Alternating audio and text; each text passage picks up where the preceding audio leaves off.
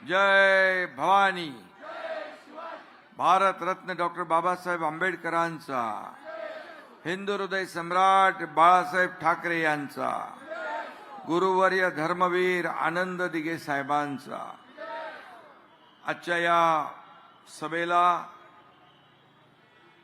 व्यासपीठावर उपस्थित नीलमताई गोरे, उदयजी सामंत, तानाजी सावंत, विजय बापू शिवतरे हॉस्पिटलमध्ये आहेत, रवींद्र दंगेकर, नाना बानगिरे, अजय भोसले, रमेश कोंडे, कुलदीप कोंडे, नमेश बाबर, किरण साळी, उल्हास बागुल, स्वराज बाबर, अनिल कोंढरे, प्राजक्ता श्रीकांत लिपाने, संध्या राजेंद्र बर्गे, वनिता हे उमेदवार आहेत का सगळे? हे सर्व उमेदवार आहेत. सर्व शिवसेनेचे अधिकृत धनुष्यबाणावर उभे राहिलेले सर्व उमेदवार, सर्व व्यासपीठावरील सन्माननीय पदाधिकारी आणि उपस्थित माझ्या लाडक्या बहिणींनो,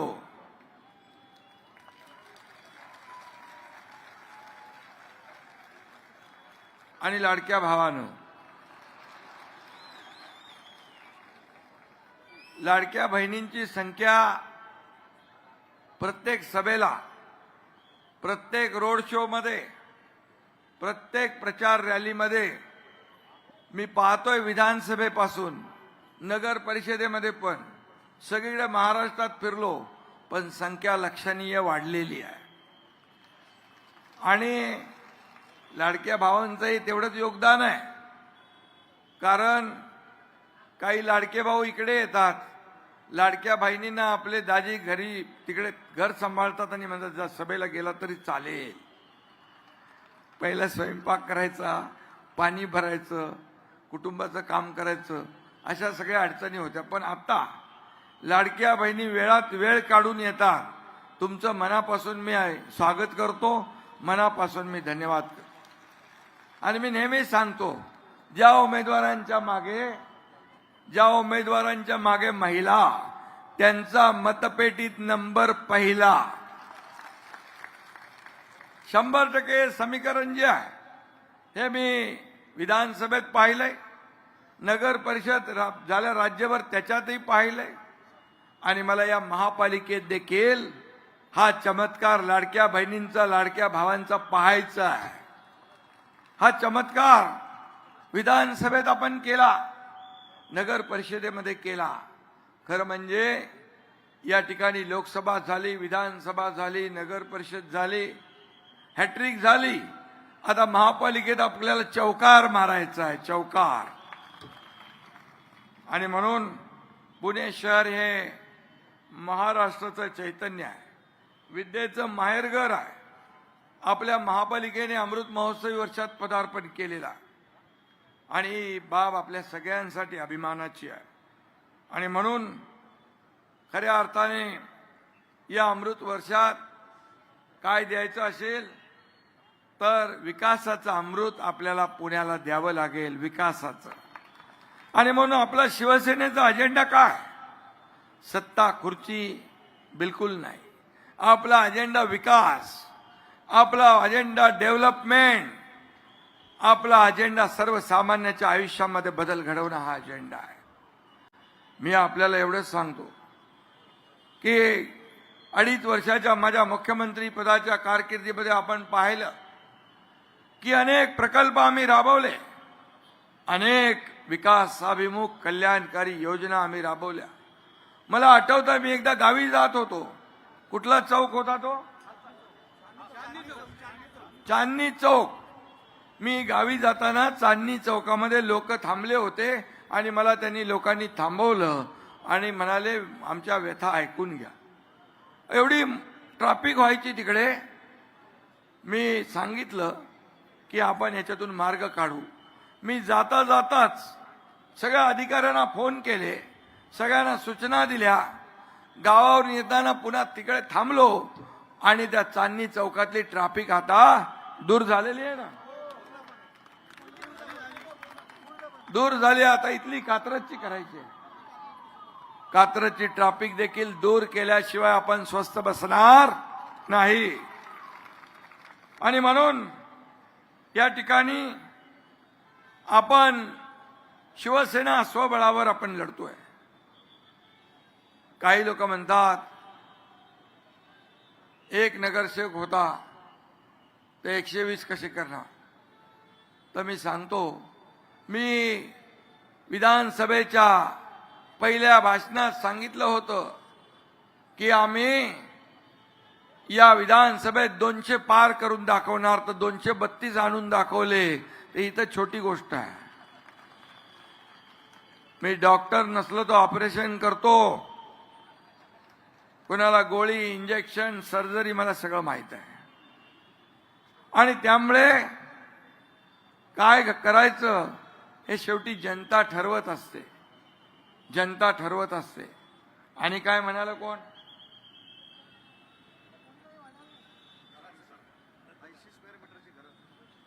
आणि मी आपल्याला एवढंच सांगतो, एकनाथ शिंदे बोलतो ते करतो. माझ्या लाडक्या बहिणी इथं साक्षीदार आहे. मी मुख्यमंत्री असताना लाडकी बहीण योजना सुरू केली. मी गरिबी पाहिली आहे. मी शेतकऱ्याचा मुलगा आहे. आणि म्हणून मी ठरवलं, जेव्हा माझ्या हातात सत्ता येईल, माझ्या लाडक्या माता भगिनींसाठी, माझ्या भावांसाठी मला काही ना काही करायचं आहे. आणि त्यातूनच लाडक्या बहीण योजनेचा जन्म झाला. अनेक लोकांनी त्याला विरोध केला. अनेक लोक कोर्टात गेली. पण तुमचा एकनाथ शिंदे खमक्या भाऊ तिथे बसला होता. त्यामुळे लाडकी बहीण योजना सुरू झाली. आणि मी सांगतो, कोणी माईकाला आला तरी लाडकी बहीण योजना कधीही बंद होणार नाही. हा शब्द आहे तुमच्या भावाचा. Commitment, commitment. एक बार जो मैंने कमिटमेंट कर दी तो फिर मैं खुद की भी नहीं सुनता. हे माझा स्वभाव आहे. एक तर कमिटमेंट करायची नाही.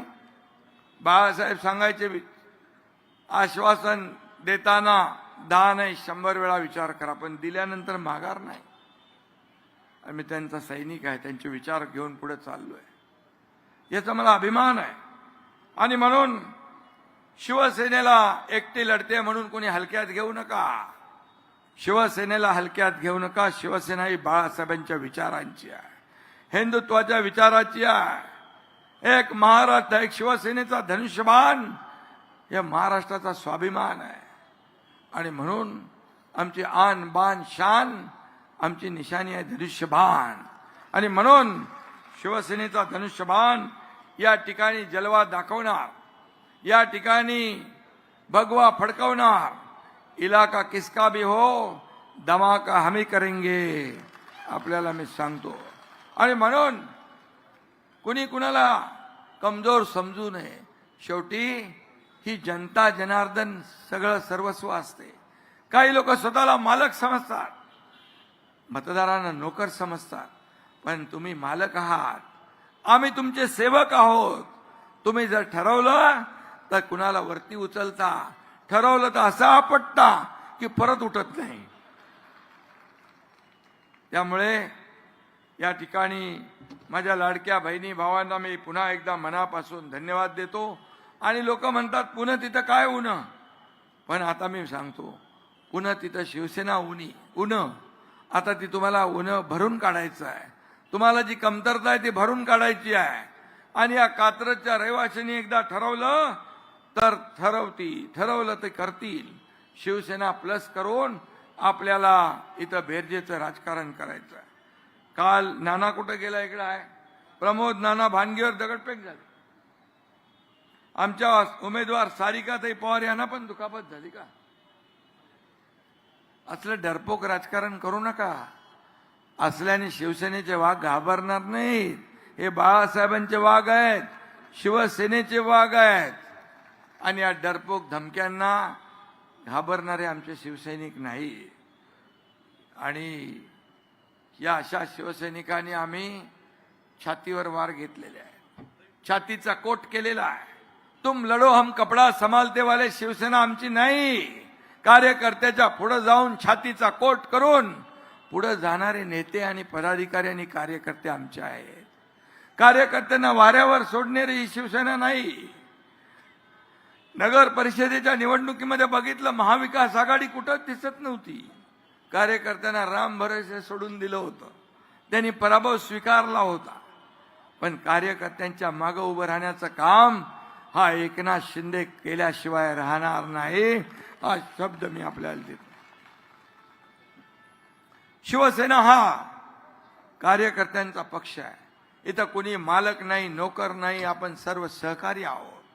मी मुख्यमंत्री होतो तेव्हाही मी कार्यकर्ता म्हणून काम केलं. मी स्वतःला कॉमन मॅन समजायचो. मी आजही कार्यकर्ता म्हणून काम करतो, उद्याही कार्यकर्ता म्हणूनच काम करणार. शेवटी कोणी मंत्री, मुख्यमंत्री, उपमुख्यमंत्री, खासदार, आमदार, महापौर, नगरसेवक यांच्या डोक्यात कधी नेता बनल्याची हवा जाता कामा नये. त्यांनी कार्यकर्ता म्हणूनच राहिलं पाहिजे. त्याचे पाय जमिनीवरच असले पाहिजे, तरच कार्यकर्त्याची नाळ अधिक मजबूत होते, नाहीतर कार्यकर्त्याची नाळ तुटत जाते. सर्वसामान्य माणसाची नाळ तुटत जाते. आणि म्हणून मी नेहमी सांगतो, कार्यकर्ता बनून, जमिनीवरचा कार्यकर्ता बनून काम करा. या सर्व कार्यकर्त्यांच्या जीवावर ही सर्व मंडळी, ही निवडणूक कार्यकर्त्यांची आहे. आणि म्हणून कार्यकर्तेच आपल्याला जिंकून देत असतात. निवडणुकीमध्ये हेच आपला हा बॅकबोन असतो. पार्टीचा कणा कार्यकर्ता असतो, गटप्रमुख असतो, बूथ प्रमुख असतो, शिवसैनिक असतो. त्याला जपलं पाहिजे, त्याला वाढवलं पाहिजे, त्याच्या संकटात धावून गेलं पाहिजे. त्याची एवढीच अपेक्षा असते नेत्याकडून. आणि म्हणून तेवढं आपण सांभाळलं, हा कार्यकर्ता आपल्यासाठी वाटेल ते करण्याची तयारी असते. जीवाची पर्वा करत नाही, जीवाची बाजी लावण्याचं काम तो करत असतो. आणि म्हणून कार्यकर्ता मोठा झाला पाहिजे, कार्यकर्त्याला मान सन्मान मिळाला पाहिजे. माझ्या लाडक्या बहिणींना बघा, आता मान सन्मान मिळाला. त्या आत्मनिर्भर झाल्या, स्वतःच्या सहीने पैसे काढण्याचा अधिकार त्यांना मिळालाय. आणखी एक आम्ही निर्णय घेतला. आपलं पहिलं नावाच्या पुढे वडिलांचं नाव होतं. आता आपल्या नावाच्या पुढे पहिलं आईचं नाव, नंतर वडिलांचं नाव. हा देखील ऐतिहासिक निर्णय आपण आपल्या सरकारने घेतला. अनेक निर्णय घेतले. एसटी मध्ये 50% सवलत, मुलींना उच्च शिक्षण मोफत देण्याचा निर्णय, किती निर्णय घेतले, अनेक निर्णय घेतले. शेतकऱ्यांसाठी निर्णय घेतले, व ज्येष्ठांसाठी निर्णय घेतले, युवकांसाठी निर्णय घेतले. आणि म्हणून लोकाभिमुख कल्याणकारी योजना करणारं हे आमचं सरकार. आणि माझ्याकडे तरी आज नगरविकास मंत्री म्हणून मी आहे, गृहनिर्माण मंत्री मी आहे. कोणीतरी इथं आश्वासन दिलेलं आहे, 500 फुटाच्या घरात खालच्या घरांचं टॅक्स काय कमी करणार, म्हणून माफ करणार म्हणून संकल्प केला. संकल्प काय करायचा मी आपल्याला सांगतो. नगर विकास विभागाच्या अखत्यारीतला तो प्रश्न आहे. गोर गरिबांचं, छोट्या घर मालकांचं, छोट्या घरांचं टॅक्स हा माफ करून टाकू आपण. अरे बघतो करतो वगैरे काय नाही माझ्या डिक्शनरीत शब्द, कारण माझ्याकडे नाही. No reason on the spot decision, सगळं फटकन करून मोकळं आहे.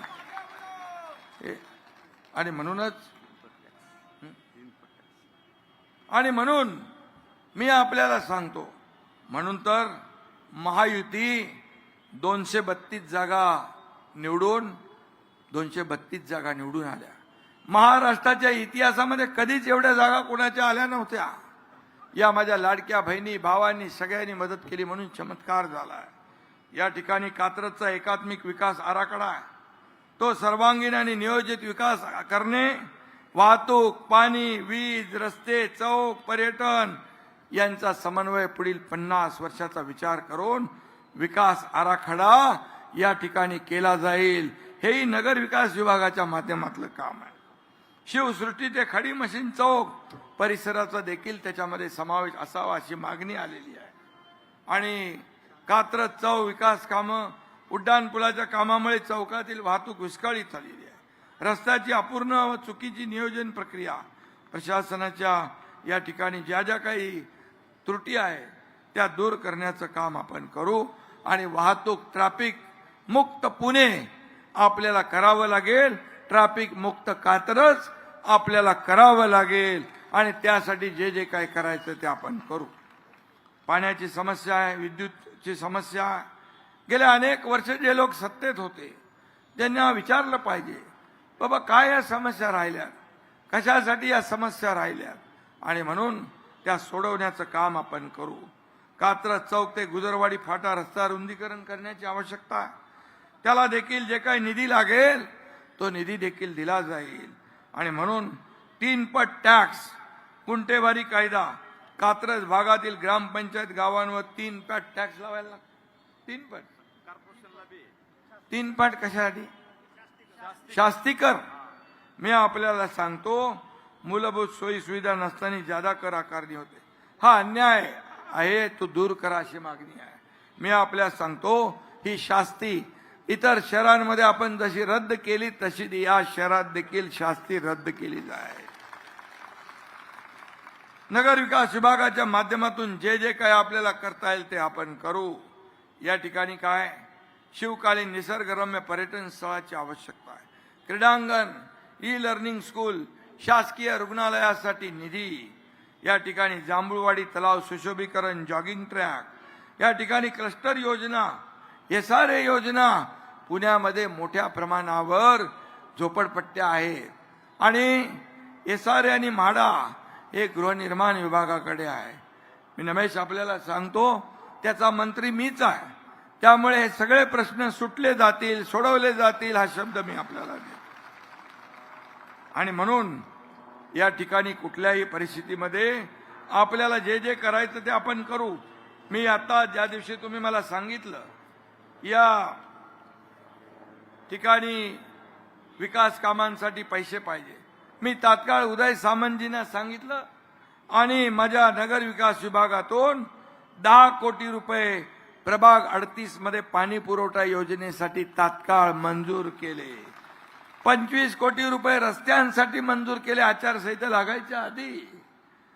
त्याचबरोबर 58 कोटी रुपये जांभूळवाडी तलाव सुशोभीकरण आणि जॉगिंग ट्रॅकसाठी मंजूर आपण केले. आणि म्हणून 159 कोटी नरेगाव, जांभूळवाडी, कोळेवाडी, भिलारेवाडी, मांगडेवाडी, गुजर, निंबाळकरवाडी या गावाच्या ड्रेनेज लाईनसाठी देखील 159 कोटी आपण मंजूर केले.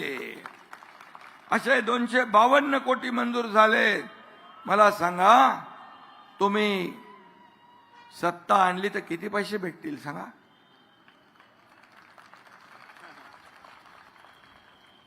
एकही काम तुमचं शिल्लक राहणार नाही.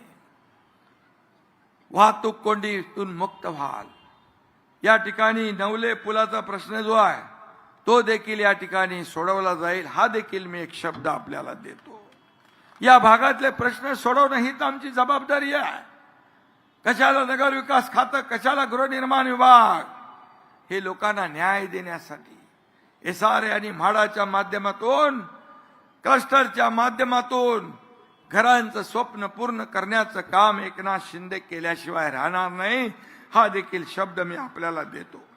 या ठिकाणी मला वाटतं लोक, जगभरातले लोक पुण्यात येतात.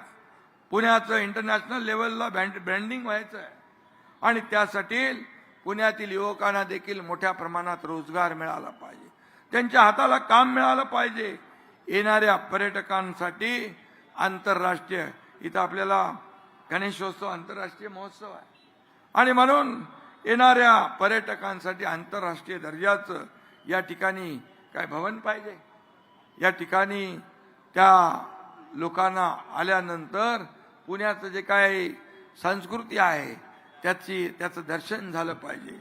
यासाठी जय गणेश भवन देखील उभारण्यात येईल, त्याला देखील निधी दिला जाईल. आपल्याला हे मी सांगतो. आणि म्हणून जे जे आपल्याला या ठिकाणी मी सांगितलंय, या ठिकाणी इतिहास जो आहे, इतिहास लोकांसमोर जिवंत राहिला पाहिजे, प्रेरणा मिळाली पाहिजे, ऊर्जा मिळाली पाहिजे. जो इतिहास विसरतो तो इतिहास घडवू शकत नाही. आणि म्हणून आपल्या इतिहासाची जतन आपण केली पाहिजे. आपल्याला पुण्यात नवा इतिहास घडवायचा आहे. या ठिकाणी पुणे वेगाने वाढतंय आणि त्यासाठी सोयी सुविधा देण्याचं काम आपल्याला करावंच लागेल. या अशी सगळी तरुण माणसं, तरुण मुलं एकत्र आलेली आहे आणि एकत्र आलेले आता हा देश तरुणांचा आहे. ज्येष्ठांचं मार्गदर्शन त्यांना मिळतच आहे आणि म्हणून अशा लोकांच्या पाठीशी उभं राहण्याचं काम हा एकनाथ शिंदे केल्याशिवाय राहणार नाही, हा शब्द मी या ठिकाणी देतो. कारण थोरा मोठ्यांच्या ज्येष्ठांच्या आशीर्वादाने काम करण्याचं बळ आम्हाला मिळतं. मला लोक विचारतात, तुम्ही झोपता कधी, तुम्ही उठता कधी? मी म्हणालो, मी झोपायला नाही, झोपा काढायला नाही आलोय, लोकांच्या झोपा उडवायला आलोय. आणि म्हणून मी सकाळी 6 वाजता 6:30ला झोपलोय आणि आता उठून इकडे आलोय. दर दिवस हाच सगळा कार्यक्रम सुरू आहे. आणि म्हणून मी आपल्याला सांगतो, एक सर्वसामान्य कुटुंबातला शेतकऱ्याचा मुलगा मुख्यमंत्री होतो, हे काही लोकांना अजून पचनीच पडत नाही. किती द्वेष, मत्सर, पोटदुखी, का सर्वसामान्य कार्यकर्ता मुख्यमंत्री होऊ नये. म्हणून मी सर्वसामान्य कार्यकर्ता मुख्यमंत्री झाल्यानंतर एवढे निर्णय घेतले सर्व थरातल्या लोकांसाठी घेतले. याचा मला अभिमान, याचा मला आनंद आहे. मला आनंद याचाही आहे, 200 या मुख्यमंत्री सहायता निधीतून 2.5 वर्षात आधीच्या मुख्यमंत्र्यांनी 3 कोटी खर्च केले. या तुमच्या एकनाथ शिंदेने 460 कोटी रुपये या मुख्यमंत्री सहायता निधीतून लोकांना दिले. हजारो लोकांचे प्राण वाचवले. हे कुणाचे पैसे आहे? हे जनतेचे पैसे आहे. हे जनतेसाठीच खर्च झाले पाहिजे, ह्याच्यावर आपला अधिकार नाही. आणि म्हणून या ठिकाणी मी आपल्याला एवढंच सांगतो, जास्त काही सांगत नाही, पण मी आपल्याला एवढंच सांगेन की या ठिकाणी पुनर्विकासाचे प्रश्न असतील, रस्त्याचे प्रश्न असतील, पिण्याच्या पाण्याचे प्रश्न असतील, वाहतूक कोंडीचे प्रश्न असतील, डम्पिंग ग्राउंडचा प्रश्न असेल, या सगळ्या प्रश्नांना या ठिकाणी वाचा फोडली जाईल आणि ते सोडवले जातील. आणि म्हणूनच एक नवे चैतन्य, कोणाला वाटलं नव्हतं एवढे उमेदवार उभे राहतील, हो त्यांना वाटलं काय? पण आता काही लोक म्हणायचे शिवसेना ठाण्यापुरती मर्यादित आहे, पण नगर परिषदेमध्ये या महाराष्ट्रातल्या जनतेने दाखवलं शिवसेना चांदा ते बांधापर्यंत आहे. शिवसेना चांदा ते बांधा, 70 नगराध्यक्ष, 1400 नगरसेवक आपले निवडून आले. विधानसभेत 80 लढवून 60 जागा आपण जिंकलो. शिवसेना आता घराघरात गेली आहे, गावागावात गेली आहे. बाळासाहेबांचे विचार आपण पुढे घेऊन चाललोय. विकासाचा अजेंडा आपला आहे, खुर्ची सत्तेचा नाही, विकासाचा आहे. आणि म्हणून इथं उद्योग मंत्री पण आहे. इकडे काय तुम्हाला काय त्यांच्या माध्यमातून काय स्मॉल MIDC तुम्ही जागा द्या, तुम्हाला स्मॉल काय, मध्यम काय, मोठी काय, MIDC ताबडतोब. 23 गावं इन्व्हॉल्व्ह झाल्यामुळे त्याला छोटे कारखाने पाहिजे. छोटे काय मागता, मोठं मागा ना. या कात्रजच्या लोकांना हाताला काम मिळालं पाहिजे. आणि मी आपल्याला सांगतो, मी आपल्याला विनंती करतो, अतिवृष्टी पुरामुळे अनेक सोसायट्यांचा लेक टाउन ते KK मार्केट पर्यंत नुकसान झालेलं आहे. ते त्यांना आपल्याला दुरुस्त करून द्यायचं आहे. रस्त्याचं आहे, ड्रेनेजचं, ओढ्यातल्या ना, त्याचं देखील आपण जो काय मार्ग काढायचा तो काढू. आणि मी आपल्याला एवढंच सांगतो, काही लोक म्हणतात शिवसेनेची पाटी कोरी आहे, पण कोऱ्या पाटीवरच विकासाची अक्षरे लिहिली जातात. आणि म्हणून या कोऱ्या पाटीवर एवढं भरभरून मतदान करा. शिवसेना एकटी असली तरी सर्वांना पुरून उरणारी आहे, हे लक्षात ठेवा.